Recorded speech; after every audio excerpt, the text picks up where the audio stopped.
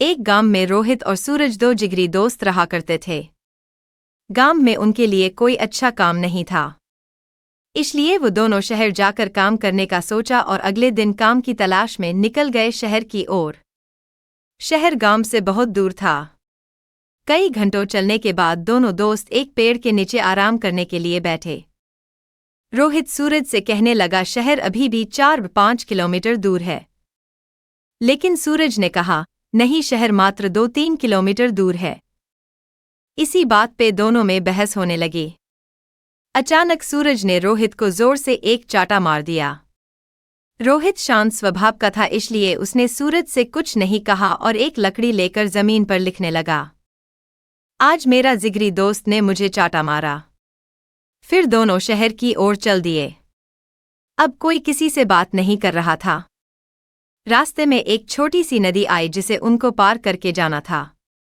सबसे पहले रोहित नदी में उतरा और उसका पैर दलदल में फंस गया। उसने सूरज से मदद मांगी और सूरज जल्दी से भाग के रोहित के पास गया और उसे दलदल से बाहर निकला। फिर दोनों एक साथ नदी पार किया। कुछ दूर जाने के बाद रोहित को एक दीवार नजर आया। उसने एक पत्थर ढूंढ के दीवार पर लिखने लगा, आज मेरे जिगरी दोस्त ने मेरी जान बचाई। ये देखकर सूरज रोहित से कहने लगा, जब मैंने तुम्हें थप्पड़ मारा तो तुमने वहीं पर जमीन में उस बात को लिख दिया। और अपनी जान बचाने की बात तो तुम नदी के किनारे भी लिख सकते थे, तो इतनी दूर इस दीवार पर क्यों लिखा? तब रोहित ने जवाब दिया कि किसी की बुरी बातें या बुरा करा कुछ भी अपने मन में जमा करके नहीं रखना चाहिए। इससे उस इंसान के प्रति हमारे मन में नफरत पैदा होती है। इसीलिए जब तुमने मुझे थप्पड़ मारा तो मैंने उसे जमीन पर लिख दिया, क्योंकि कुछ देर बाद हवा चलेगी और वो लिखावट मिट जाएगी।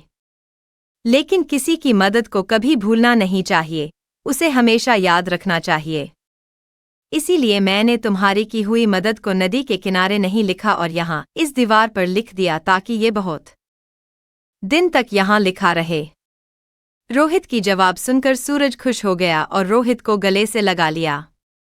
फिर दोनों हंसते हंसते एक साथ शहर की ओर जाने लगे।